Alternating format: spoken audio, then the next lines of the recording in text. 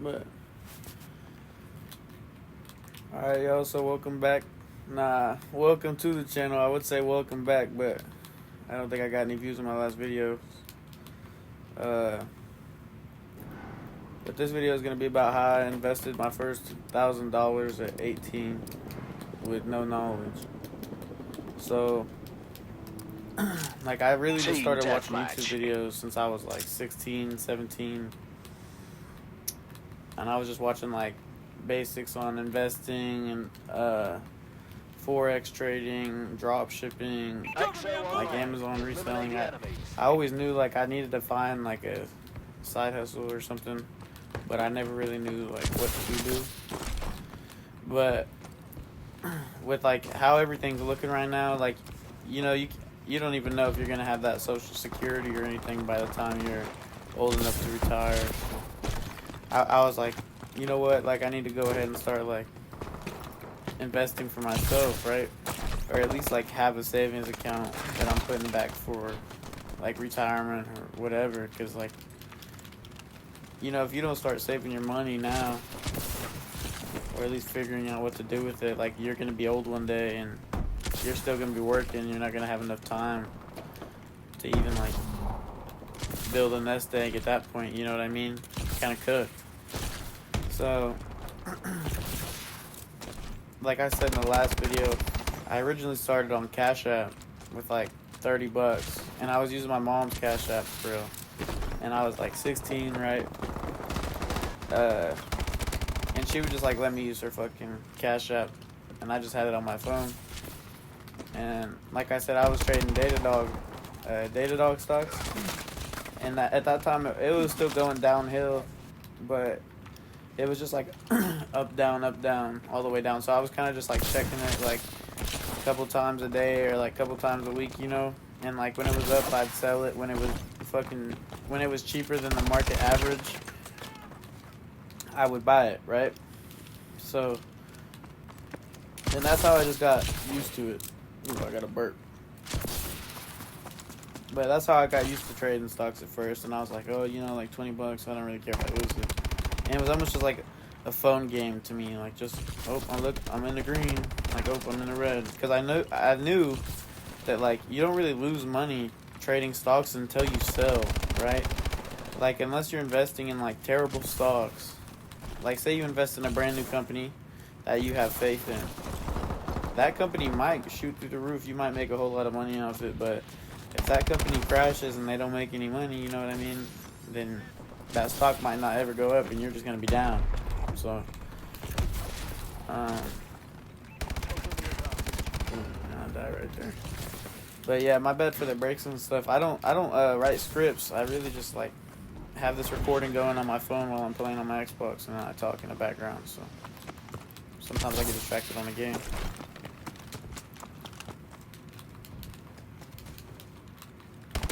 But after trading Datadog for a little bit, I really just like stopped. I don't know why. I kind of just stopped for real.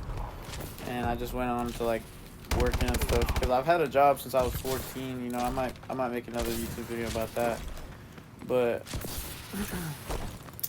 I don't know. Whenever I was like 17, I started doing more research on investing. You know, and I was like, okay, like whenever I turn 18, I need to like make my own account. And I didn't really know like what account to make, but I knew I didn't want to have like, I don't want to put all my like future retirement money, you know, into like a Cash App stocks. And like, to each their own, right?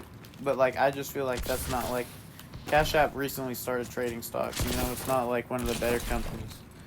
So I was like doing research on like who I could open a brokerage account through, right? Like who I could, like how to even start trading stocks without it just being in the Cash App.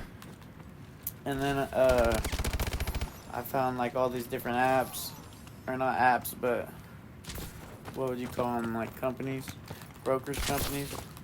And I just ended up going with Vanguard, because I don't know, oh shit, I'm about to get ran over by a tsunami wave. I'm cooked. Oh, it didn't even do nothing. But I just went with Vanguard because I heard they had good rates and like good taxes, or I don't know, someone just put me on.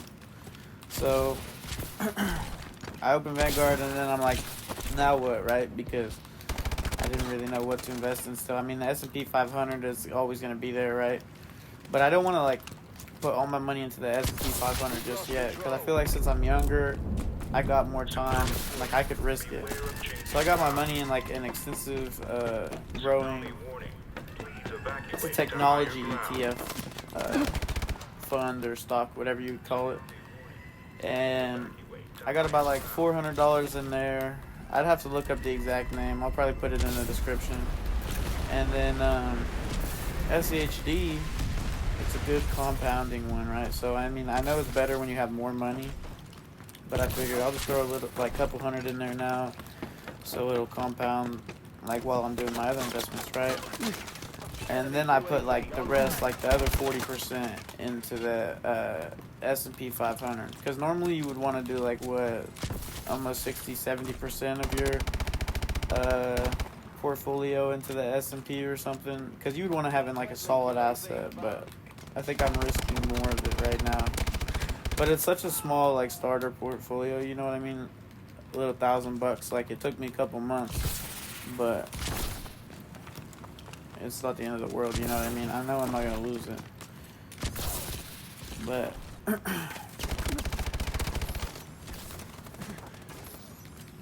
yeah, I really just started putting money in. Like, I had, like, a monthly budget goal of, like, a couple $100 a month that I wanted to start investing. And I started talking to some girl at work about it.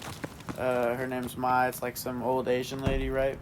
And she was telling me about how she has, like, she's opened, like, future stock accounts for her kids, right? So, like, they're still younger, but, like, she's opened them, basically what I just said, a future investing account. And she was telling me about how the technology ETF and how she really thinks it's going to do something. And that's how she set it up for her kids. So I was like, you know what, like, she's been investing for a while, you know what I mean? She made some money, so I'll take her advice and put some money into that, so.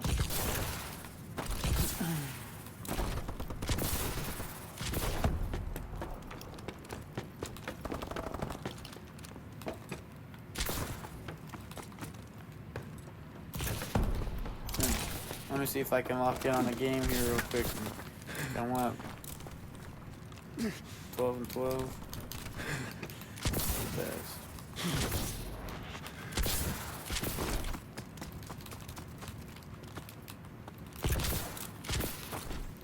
But yeah, cause like everyone says, even if you only invest $100 a month into the S&P 500, like by the time you're old enough to retire, you'll have like at least $1 million in that fund, right? So, I mean, even if I figure in my mind, if I could almost do like $300 or $400 a month into the S&P 500 at least, let alone, I mean, $100 a month for what, 35 years or whatever, it'd be like $1 million, something crazy like that, 60 years.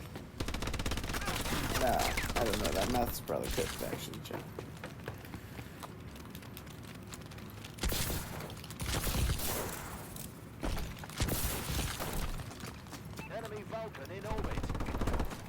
But I know investing is just math. Like, at the end of the day, it really is just like numbers. Life is just a numbers game for real. You only got so many years you live. You only got so much money to spend, so many hours in a day. So it's really just what you do with your time that matters.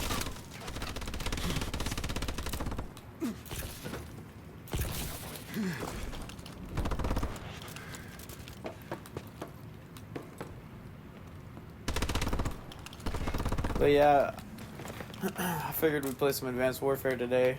I actually was trying to find a match like an hour ago before I even got back on the game. It wasn't even loading, so I got on the Black Ops 1 and I was going to start recording on there, but I wasn't really feeling it, to be honest, so.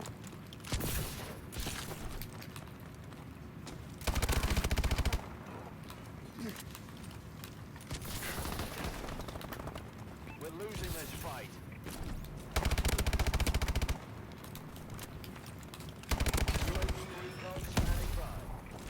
Man. And we lost that match.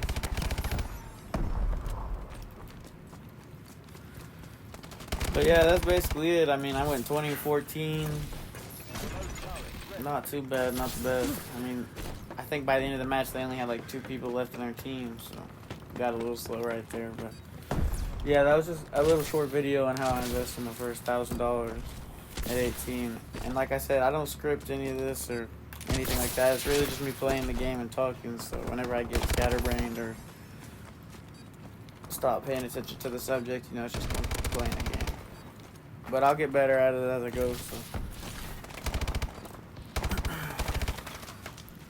who knows? The next video might just be a gameplay commentary or just a gameplay. Just depends. Got to figure out some more games to play. I like these Call of Duty series, but like I said, I've been playing Cyberpunk recently too, but the missions on that game are so long, it would just be so much to edit, I don't even know what I'd do. Have to chop that up a whole bunch. But we'll figure it out. I'm probably going to post this later today or tomorrow. Maybe around 3 o'clock Central Time.